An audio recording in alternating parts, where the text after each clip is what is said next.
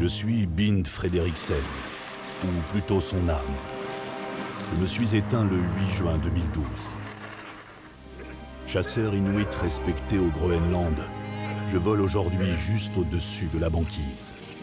Et c'est là que cette histoire commence, sur cette terre glacée, au bout du monde, dans le nord du pays. Les Inuits ne sont plus nombreux à parcourir ces immenses étendues sauvages. Mais ils sont toujours là, aujourd'hui.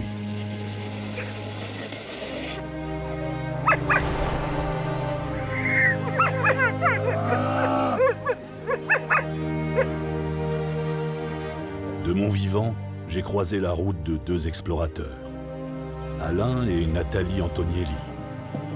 Ils voyageaient en kayak à la rencontre des hommes. Nous nous sommes liés d'une très forte amitié. Et ils sont devenus mes enfants, des membres de ma famille. Ils vivent au gré de leur périple auprès des miens. Leur aventure au Groenland a commencé en 2009. Ils sont photographes, voyageurs et viennent de Monaco. Ils ont déjà parcouru beaucoup de contrées avec une quête de découverte. Mais le Groenland est l'endroit où ils ont passé le plus de temps. 4 ans au total. Ils ont remonté la côte ouest sur plus de 4800 km en étant partis du cap le plus au sud. 4800 km d'eau, de glace, de vent, de tempête et parfois de doute. Mais avec un objectif, celui d'être le témoin discret de notre vie, de la vie des Inuits, de cette vie au bout du monde. Mon âme voyage avec eux, et je suis leur guide pour toujours. Je vais leur ouvrir les portes du territoire des derniers rois de l'Arctique.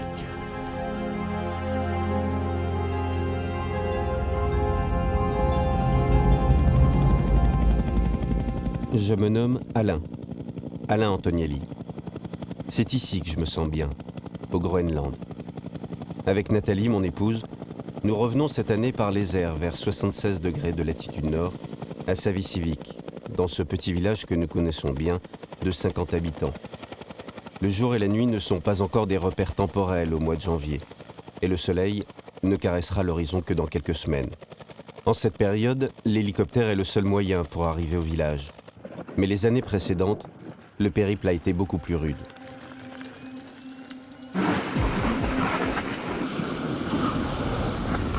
12 jours de traversée en traîneau sur l'immense baie de Melville pour arriver justement à Savisivik. Depuis 2005, cette traversée n'était plus possible à cause d'une banquise trop fragile. Fragile, comme la vie des Inuits.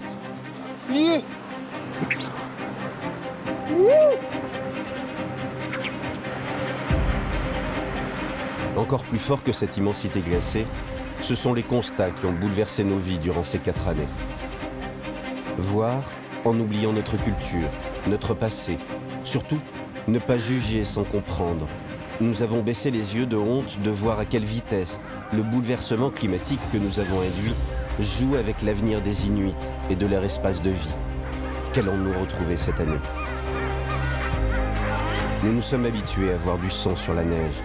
Notre sensibilité se rapproche aujourd'hui de celle des chasseurs.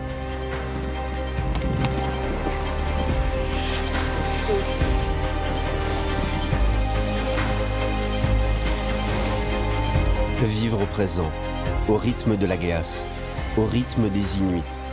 Voir ce qu'il se passe de l'intérieur, en posant tout simplement un regard. C'est ce qui nous attend pour les 9 prochains mois.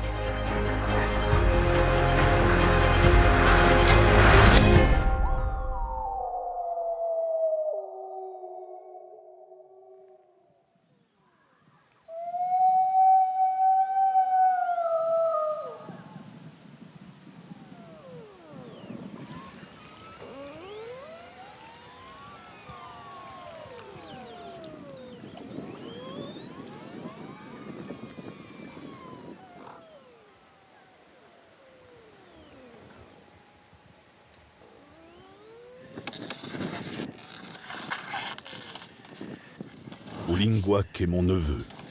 C'est vers lui que j'ai dirigé Alain et Nathalie. Il veille sur eux.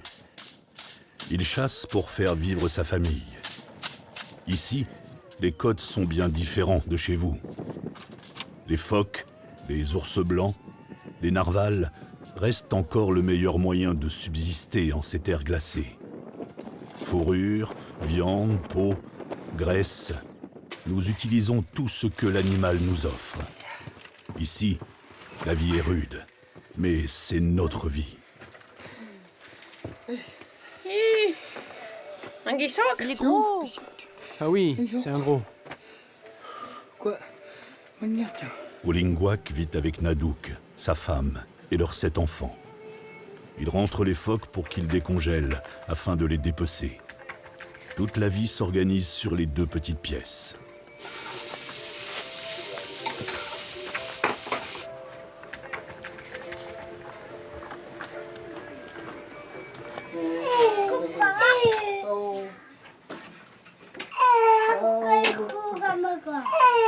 J'aime venir chez Olingwak.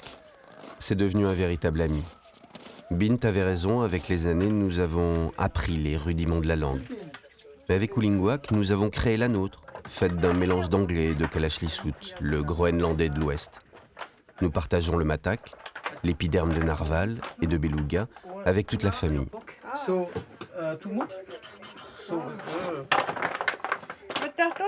Serre-toi. Qu'est-ce que c'est? Du matak? Du matak de beluga.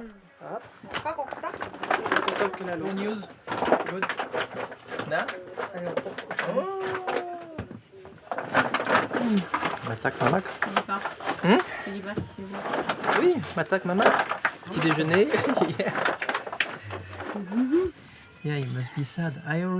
Ce qui est surprenant, c'est qu'on n'a pas l'impression d'être si loin. C'est-à-dire que c'est vraiment quelqu'un d'attachant, de spontané. C'est devenu vraiment naturel et au fil du temps. Et je pense que aussi, Oli connaît notre intérêt pour la nature, pour ce qui s'y passe, pour sa vie, pour la vie des Inuits du Nord, quoi. Donc voilà, aujourd'hui, il fait réellement partie de notre famille. Pourquoi ce phoque est aussi gros? C'est une femelle avec un petit? Non, c'est un mâle. C'est la taille normale d'un mâle? Oui, ils peuvent être encore plus gros. C'est qu'on rentre de suite au cœur de la culture inuite, on rentre de suite au cœur de ces problématiques ou des joies qui sont les siennes, ou de la simplicité, aller chercher les bons moments là où ils y sont, alors qu'avec notre regard, on ne serait peut-être pas capable de les interpréter de la sorte. Voilà, donc il nous apporte son regard. Quelque part, il se dévoile et c'est un privilège.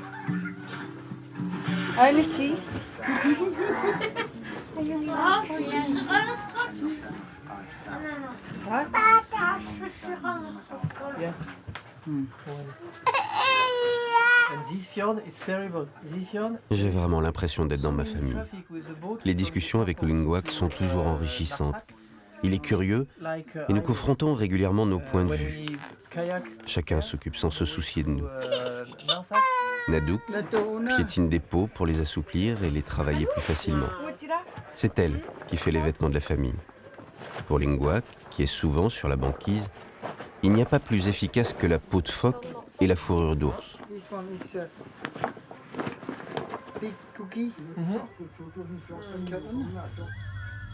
Dehors, la banquise vit à son rythme. Malgré la nuit et les conditions parfois difficiles, il faut aller à la chasse. L'ours, le morse, le narval, une véritable quête. Olingwak sait où et comment attraper des phoques. En cette période, ils vont nourrir tout le monde, sa famille et ses 40 chiens. Alain et Nathalie ont un immense privilège. Depuis leur rencontre avec Olingwak, ils font équipe et partent régulièrement sur son traîneau, à la découverte de son univers.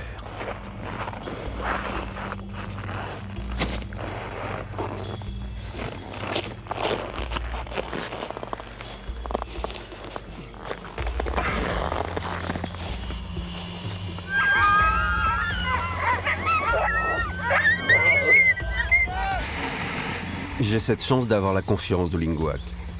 L'an dernier, il m'a appris à guider ses chiens. Cette année, je l'aide à chaque sortie. Je ne suis plus simplement un poids sur son traîneau, je fais de mon mieux. Le froid est piquant, le vent s'engouffre partout et cette lumière bleue perturbe nos sens.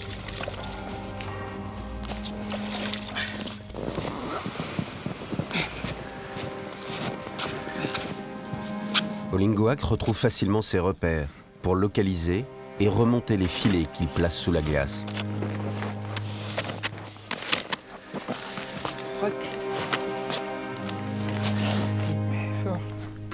C'est bien.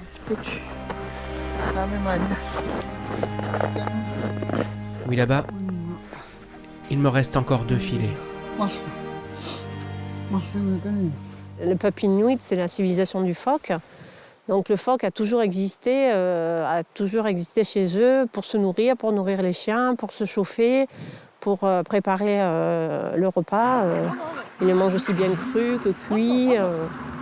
Le phoque, c'est leur base.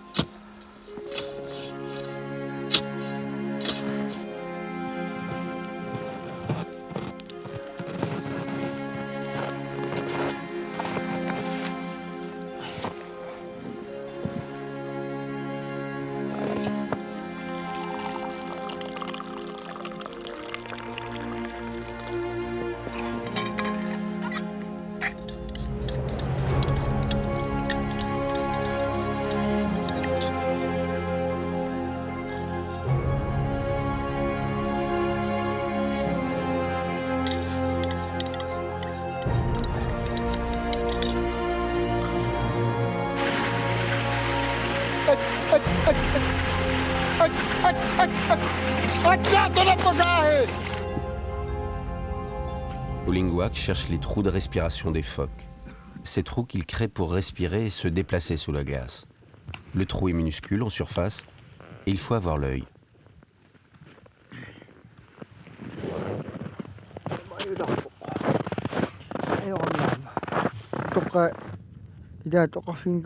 Dès que l'on capture un phoque dans un trou de respiration, on laisse les jeunes chiens lécher le sang de l'animal encore dans l'eau.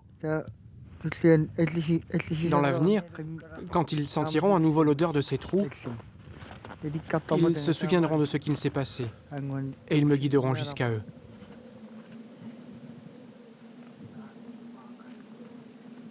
Toute la journée, ou toute la nuit, je ne sais plus, il fait le tour de ces pièges sous-marins.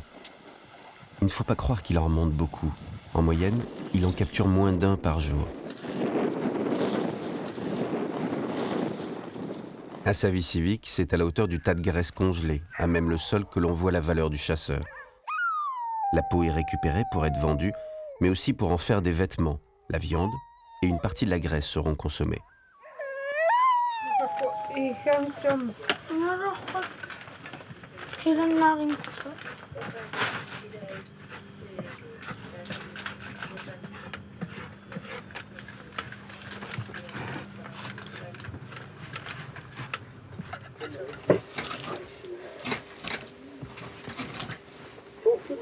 Tout le monde travaille les peaux. Nadouk, Lingouac et même Nathalie qui se prête au jeu. C'est un travail de tous les jours. La chasse n'est pas une menace pour le phoque. Elle est ancestrale, alimentaire et indispensable.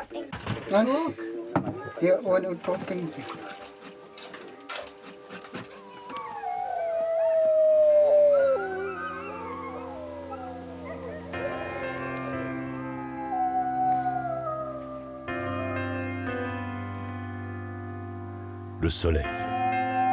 C'est le 8 février, comme chaque année. Une teinte rosée qui illumine la neige. On l'attend tous avec impatience. Pour les chasseurs, c'est synonyme de chasse plus lointaine, de sorties plus longues et d'ours. Pour les enfants, de jeux plus agréables.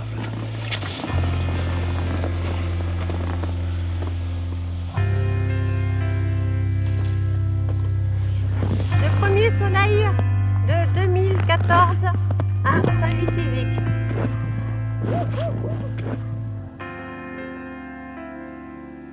Non. Paul, il y a une guitare? Oui. Amalou? Ja, hallo.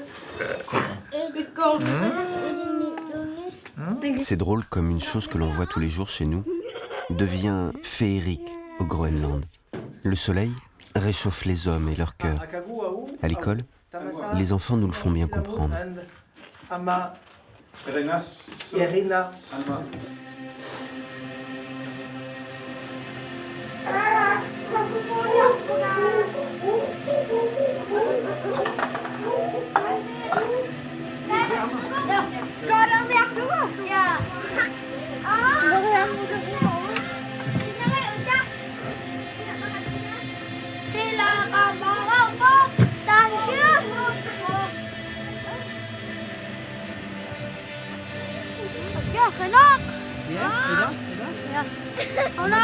Les enfants fêtent le soleil. Et la tradition veut que l'on organise une course de traîneau sur la banquise. Les chasseurs préparent leur attelage. C'est un événement. Chaque village a une vie sociale bien différente. Ici, chacun reste plutôt chez soi. Cette fête, c'est plus un prétexte pour se réunir. Mais surtout, c'est le retour à la vie, c'est le retour à la chasse, c'est, comment dire, l'Arctique est hyper dynamique. Quand le soleil revient, c'est pas 1 minute par jour, c'est 5-10 minutes, c'est parfois même près d'un quart d'heure d'ensoleillement en plus. Donc c'est le retour à l'action, et donc c'est assez fort pour eux, parce que 3 mois sans soleil, ça laisse des traces. C'est Olingua. C'est mon mari. Il va gagner.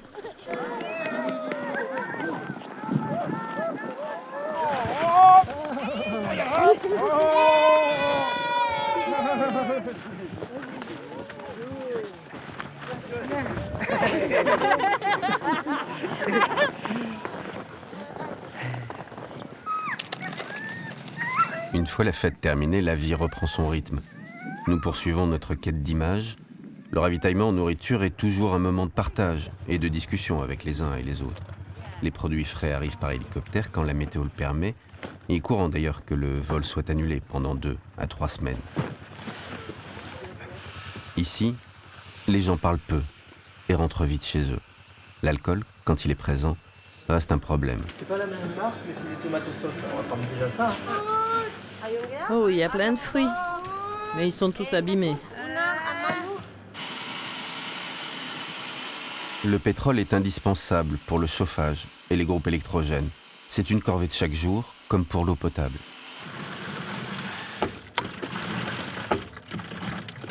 Et bon, ben là, on est paré pour 1 semaine, si tout va bien. En général, 1 semaine, il n'y a pas trop de soucis, on arrive à faire 1 semaine.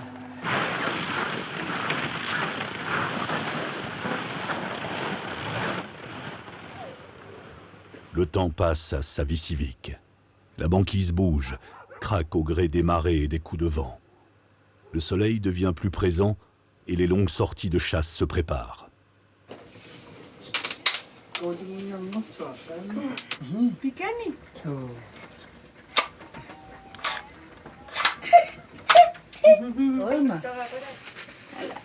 Olingouac nous propose de partir chasser depuis la cabane du Cap York. Une chance pour nous de recroiser des ours et de partager des moments de vie plus intimistes avec les chasseurs. Nous y retrouverons Kangak, le père de Nadouk, le plus vieux chasseur du village. Mais avant cela, sur le chemin de la cabane, Olingouac veut explorer un autre secteur où il pense pouvoir trouver un ours. Cette zone est difficile, mais propice aux rencontres.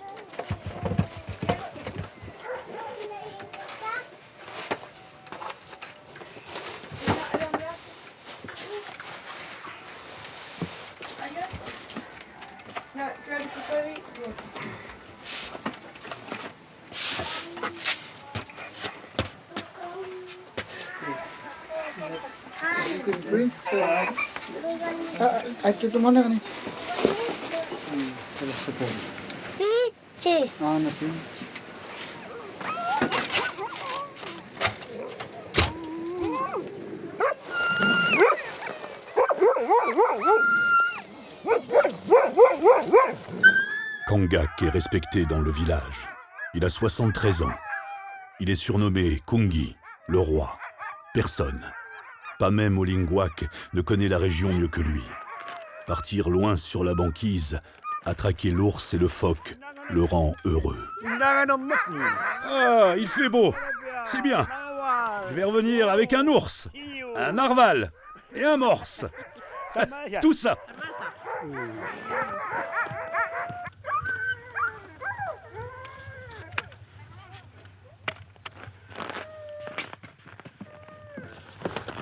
Et malgré son âge, il est encore vif et bien agile. Olingwak le retrouvera un peu plus tard, à la cabane au Cap York.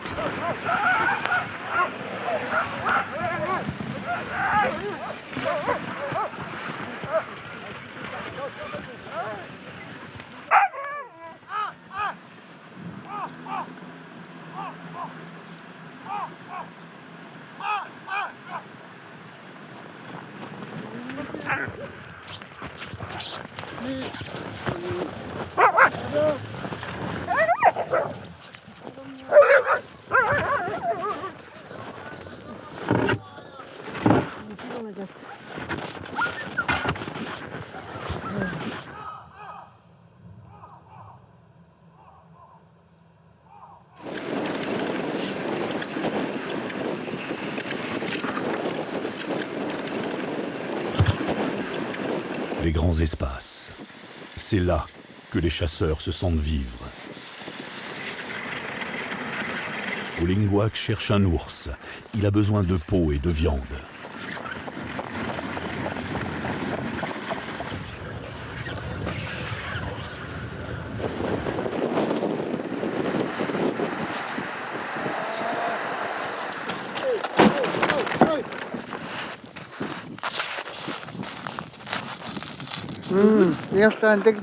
Quand la zone est très plate, l'ours peut nous apercevoir de loin. Il faut faire attention. Par là, il y a les empreintes. Et là-bas aussi, c'est bon signe. Là, on est parti pour plusieurs jours. On ne sait pas trop combien de temps, parce qu'ici, quand on part, ça peut être 2 jours, 3 jours, 4 jours, 1 semaine. Tout dépend le temps, tout dépend des vivres, tout dépend de la chasse, tout dépend de plein de choses. Il observe. Parce que là, comme on est dans les Manilas, là où c'est que ça a bougé, il y a beaucoup de blocs de glace. Il peut y avoir...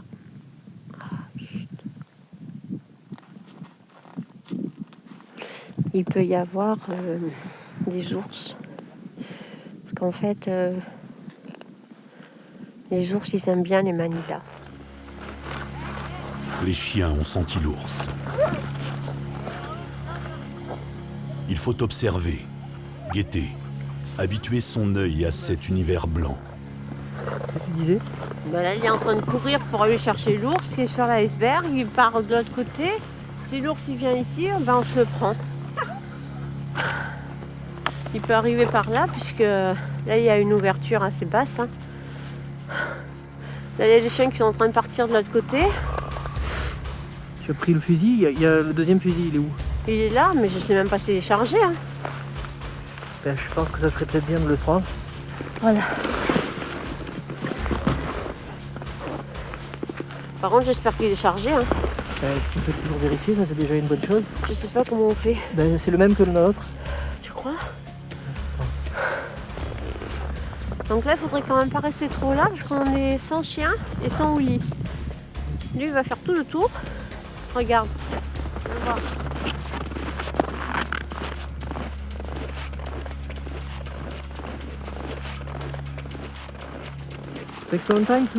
L'ours a pris la fuite dans les Manilas. Et il est trop tard pour le poursuivre.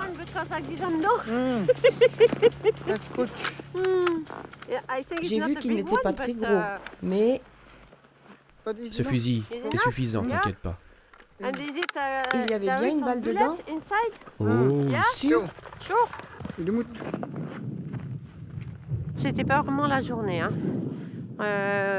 Willy a cassé le fusil en se tenant sur un iceberg et puis hop, il est tombé. Le fusil est cassé. Et puis ensuite, en repartant en traîneau, on a cassé le traîneau. C'est-à-dire qu'on était tellement chargé que sous le poids, le traîneau à l'avant s'est cassé et la première planche a failli partir rien qu'avec les chiens. Donc du coup, on a campé là où on s'est arrêté.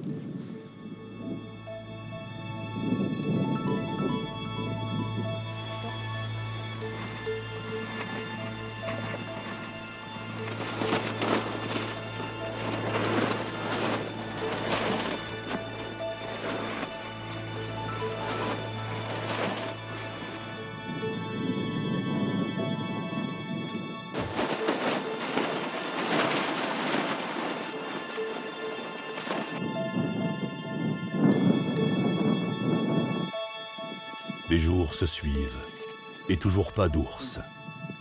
Mais il est là, pas loin. Olingwak le sent, il le sait. Il a repéré une nouvelle trace dans ce désert blanc. Un passage tout frais de quelques heures. L'ours ne doit pas être loin.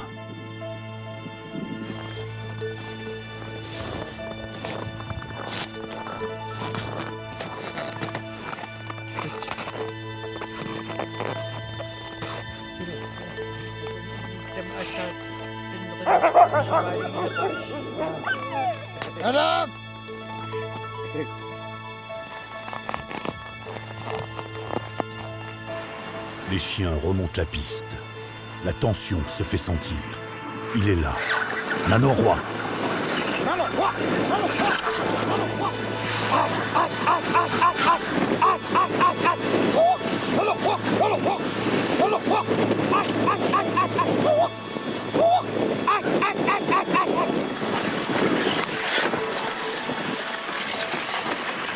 Les chiens rattrapent l'ours, le mordent et le fatiguent.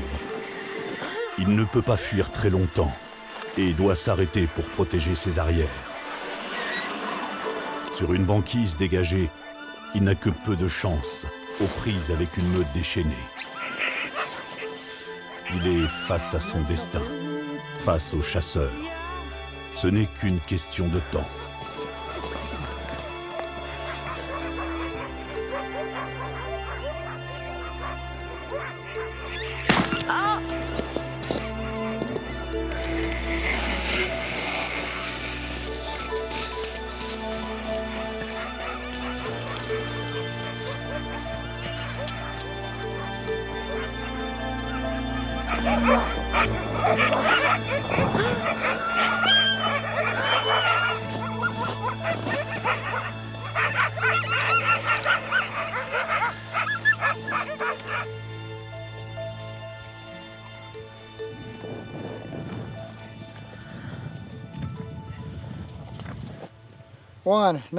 c'est moi. Nous avons eu un ours. C'est un beau mâle. C'est moi qui l'ai tiré.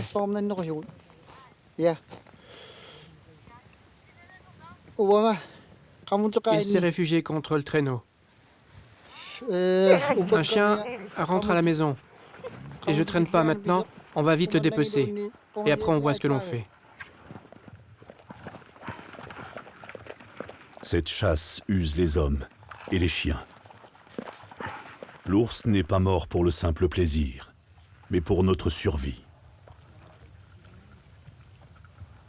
Mais bon, là, il est content parce qu'après 4 jours de chasse où ils n'ont rien trouvé, même pas un phoque, puisque hier, on a mangé de la polente que nous avions amenée. Donc, ils n'avaient plus de nourriture du tout, ni pour eux, ni pour les chiens. Donc ça, c'est une compensation, quoi. C'est vrai que pour nous, vu de notre côté, c'est toujours triste. Ça, c'est évident, on n'arrivera pas à s'y faire, même si maintenant on connaît le fonctionnement. Mais bon, c'est leur vie, et pour la juger, il faut mener la vie qu'ils mènent, quoi. Et elle est vraiment très difficile.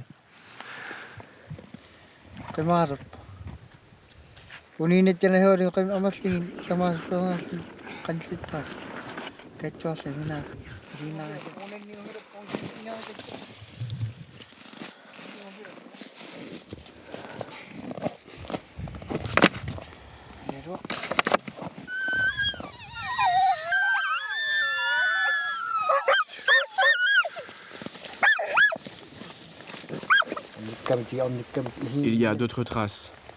Par là. Et là, il commence à faire nuit. Et il fait froid maintenant. Demain, on ira vers le cap.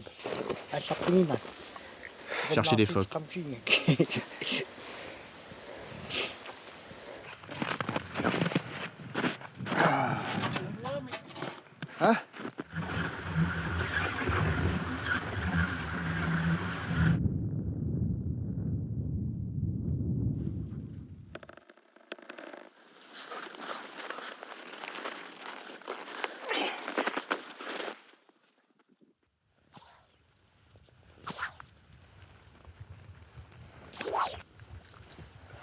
J'essaie de faire du bruit et de les maintenir au calme pendant que Oli essaie d'attendre le phoque à la sortie du trou, mais ça prend pas mal de temps. Et il y a toujours le risque que les chiens partent au coup de fusil et du coup de se prendre peut-être le traîneau sur le dos. Ça c'est le côté le plus périlleux de la chose. Donc sinon ça va. Ça va.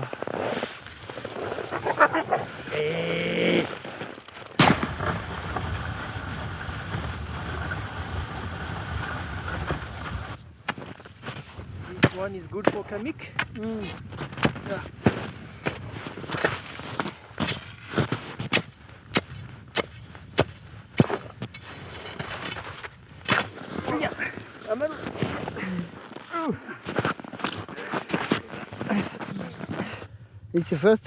Cette année, c'est la première fois que j'en prends un dans un trou de respiration. C'est un gros phoque barbu. Sa peau est dure et parfaite pour les semelles et les fouets.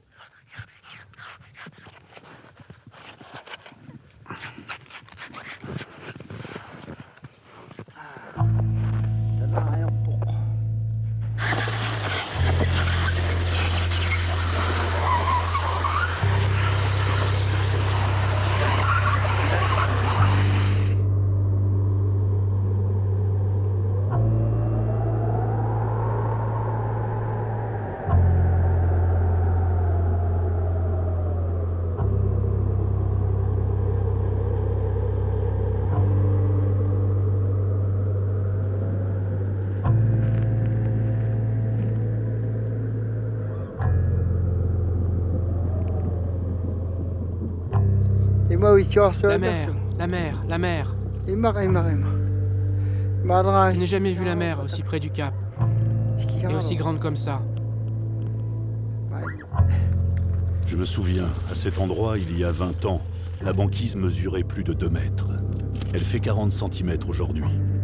Il fallait parcourir de grandes distances sur la banquise avant de pouvoir rencontrer un bras de mer. Maintenant, ces ouvertures se rapprochent. Avant cette journée, Ulingwak n'avait jamais vu la mer aussi près de la côte en plein hiver. Et sa superficie s'apparente de plus en plus à la mer libre. Le long du cap York, en raison du courant et de la mer qui se réchauffe, il n'y a plus de banquise du tout. Le secteur est pourtant giboyeux, mais les chasseurs ne peuvent plus s'y aventurer. Pour nous, c'est fini. Depuis le cap, nous ne pouvons plus aller vers le nord comme nous en avions l'habitude. Si la mer venait à remplacer la banquise en hiver, il serait alors impossible d'être chasseur. Non, je ne peux pas croire qu'il n'y aura plus de banquise. Nous avons vu Ulingwak stupéfait de ce constat. A-t-il réellement compris ce qui se passe pour son avenir? La route continue pour lui. Le soleil est passé sous l'horizon et la température chute. Il fait moins 40 degrés et malgré nos équipements, la fatigue accentue les piqûres du froid. Il est temps de rejoindre la cabane au cap York et de retrouver Kangak.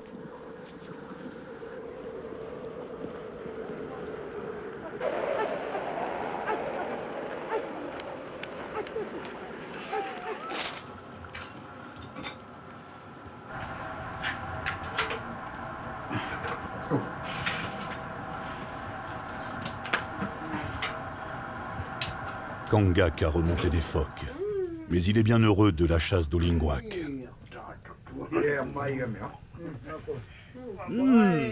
De la viande d'ours fraîche.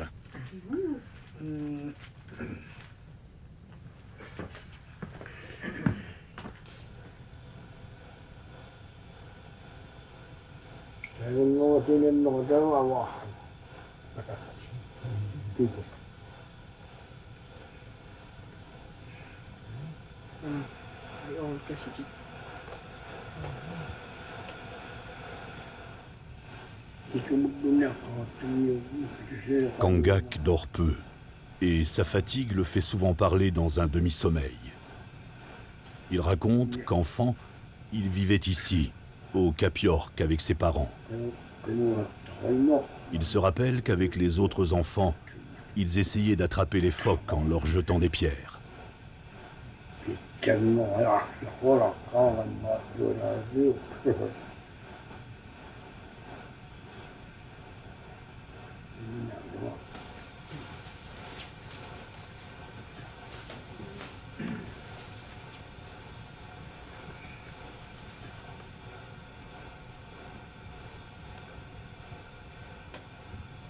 Le phoque est le gagne-pain principal des chasseurs.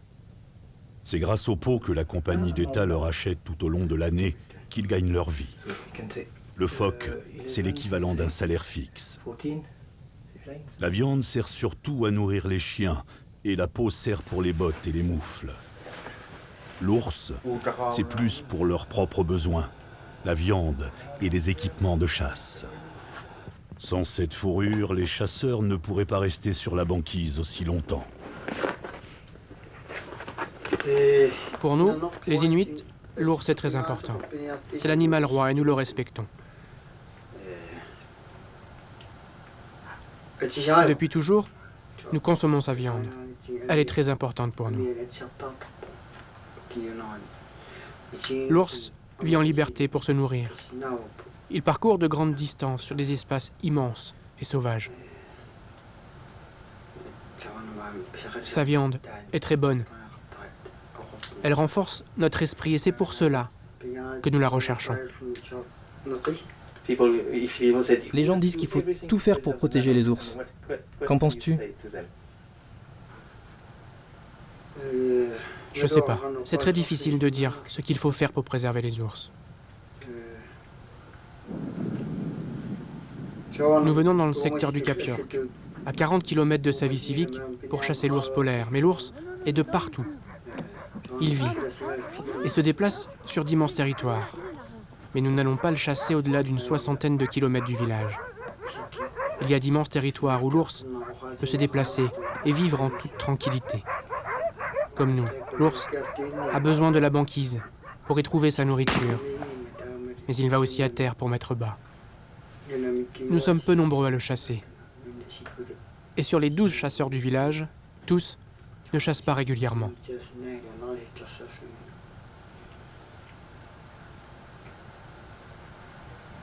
Depuis 2006, il y a des quotas que nous n'avions pas avant.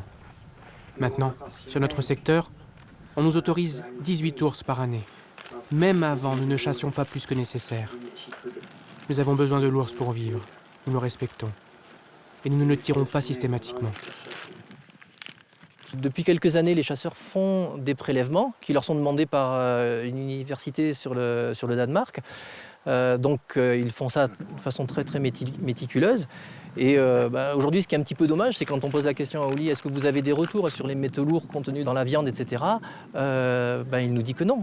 C'est un petit peu le côté décevant parce que ces gens qui sont isolés auraient aussi besoin d'informations et ça, c'est notre interprétation. On a eu un ours. Oui. Oui. Nous l'avons encerclé. Et c'est Olingwak qui l'a tiré. On va bientôt rentrer.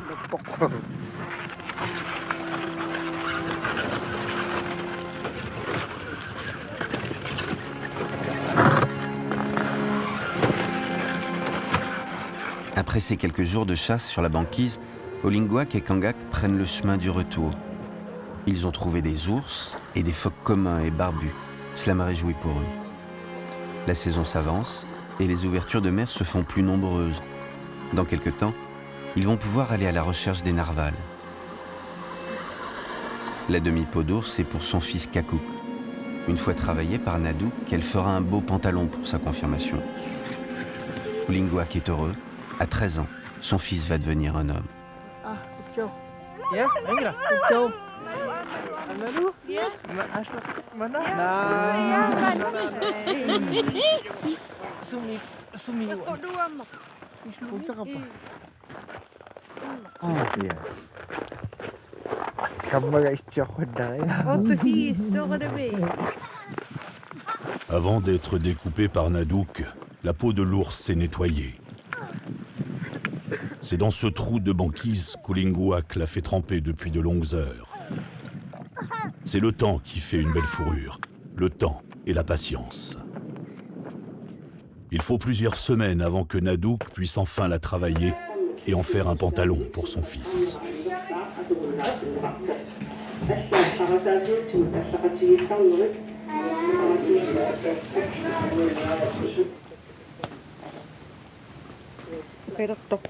Mama? Ja?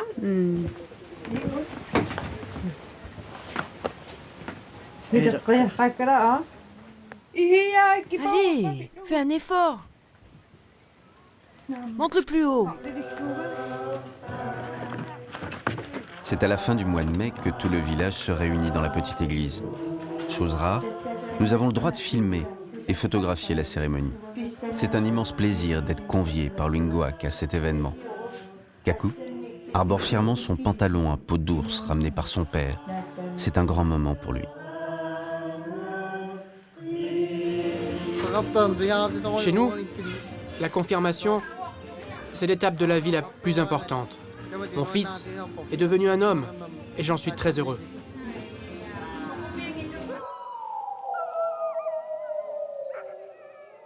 Les dernières tempêtes ont dégagé des ouvertures dans la banquise. Olinguak prépare son harpon. Nous faisons partie du voyage, cette fois, pour une chasse au narval. C'est notre dernière sortie en traîneau sur sa vie civique.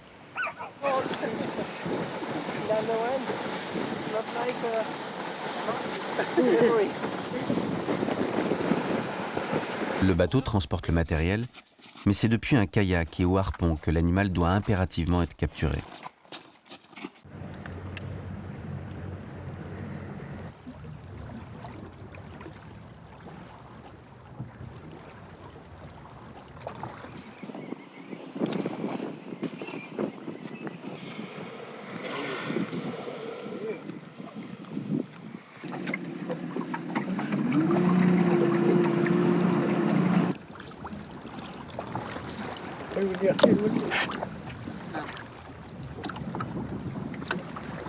Ici, ce sont toujours les avatars, ces flotteurs en peau de phoque qui permettent de sécuriser la prise. Une fois encore, pas de perte inutile.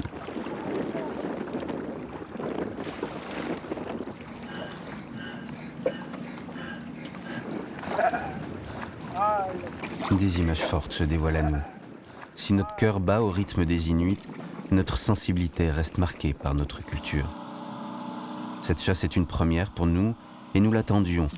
Et ce narval, comme les 18 autres qu'autorisent les quotas pour ce village, est comme l'ours ou le phoque, un élément de survie sur cette terre de glace.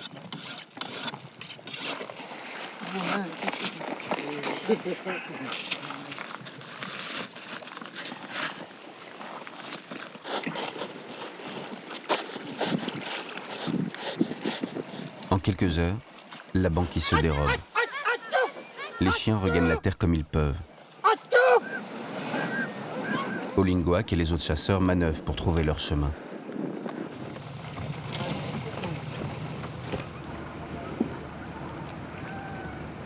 Le retour s'annonce long, comme ce soleil qui ne veut plus se coucher.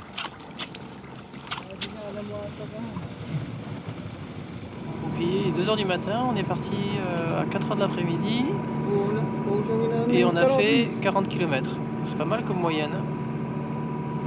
Pour tous les gens pressés, il faut venir faire un stage au Groenland. C'est une école de patience.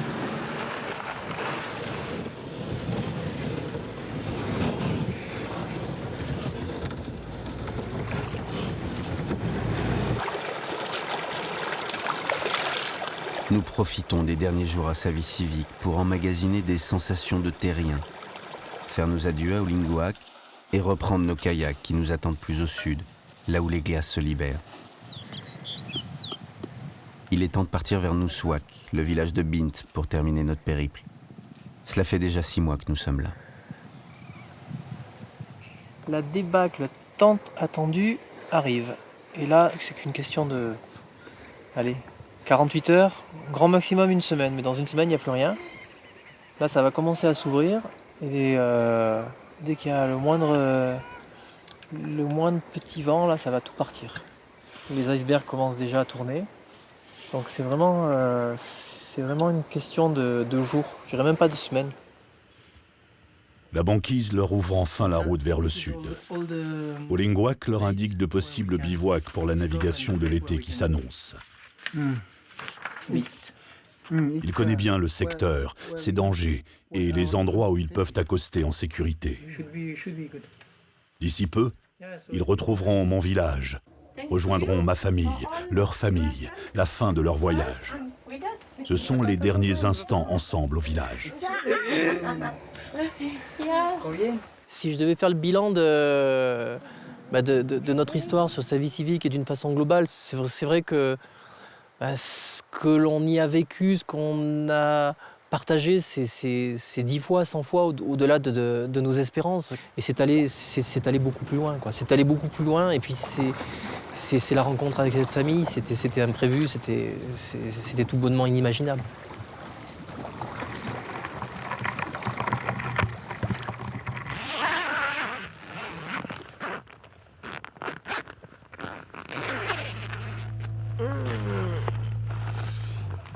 Oh, ça va, on a eu pire. Qui c'est qui démonte les piquets de la tente pendant la nuit? C'est le corbeau, regarde-moi ça! Regarde-moi ça.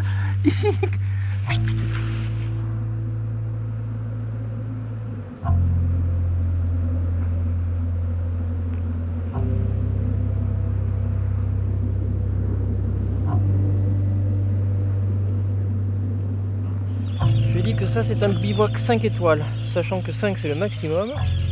À savoir qu'il y a tout, le confort, la vue, il manque rien. Mais alors rien, je vois pas ce qu'on peut trouver de mieux. Et on en a rarement eu au Groenland, avec une vue panoramique à 360 degrés, puisqu'on est sur une petite île, que l'on partage avec un millier de sternes. Et c'est bien agréable.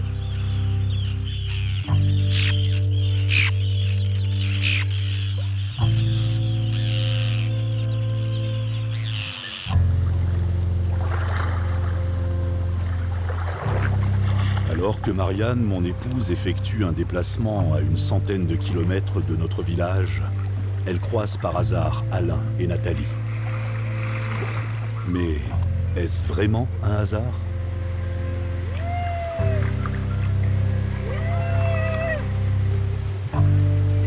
On a été très surpris, en fait, on s'y attendait pas du tout et c'était super, quoi. Et d'ailleurs, elle était, à un moment donné, elle fait un signe et elle nous montre qu'on est un petit peu fou d'aller sur la mer avec les kayaks. Parce que c'est vrai que Bint aussi allait beaucoup chasser en kayak. Et bon, c'est sûr que c'est toujours risqué. Hein. Et elle sait très bien les risques qu'il y a à naviguer sur les côtes du Groenland.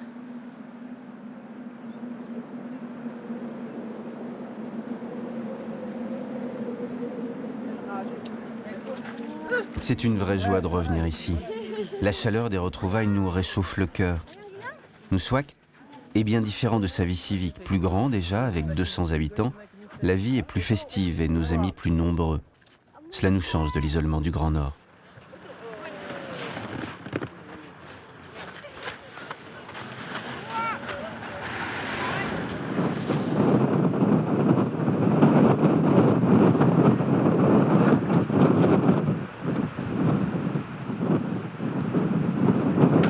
Quel vent! On est mieux ici que sous tente, moi je te le dis.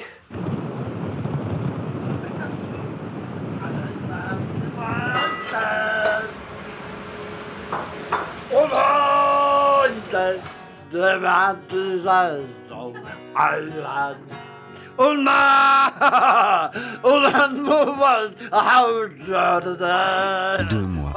mois à profiter de nos amis. Nous avons rechargé nos batteries affectives. La douceur de la vie à Noussoak atténue la tristesse du départ qui arrive. Aujourd'hui, 16 août, c'est l'anniversaire de Nathalie. Nous profitons de nos derniers jours avant de rentrer sur Monaco. Dehors, la tempête se déchaîne. Personne n'avait vu ça auparavant. Tout change au Groenland. Je ne sais pas ce que vont devenir nos amis, notre famille. Seront-ils encore ici dans 10 ou 20 ans? Mais je l'espère. David, ce temps, c'est normal au mois d'août? Augusti? Non?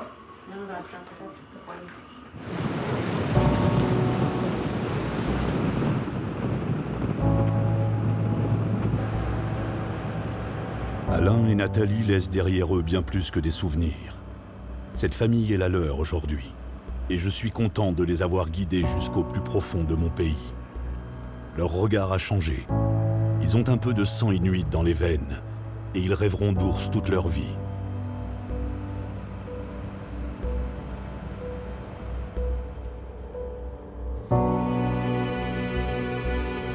Nuka, le fils d'Ulinguak, deviendra-t-il chasseur? Et son petit frère Bint, qui porte mon nom? Personne ne peut le dire. Sommes-nous vraiment les derniers rois de l'Arctique? Est-ce nos dernières chasses? Et que vont devenir nos territoires si personne ne les parcourt en traîneau? Bint et moi, quand on sera grand, on deviendra chasseurs comme papa.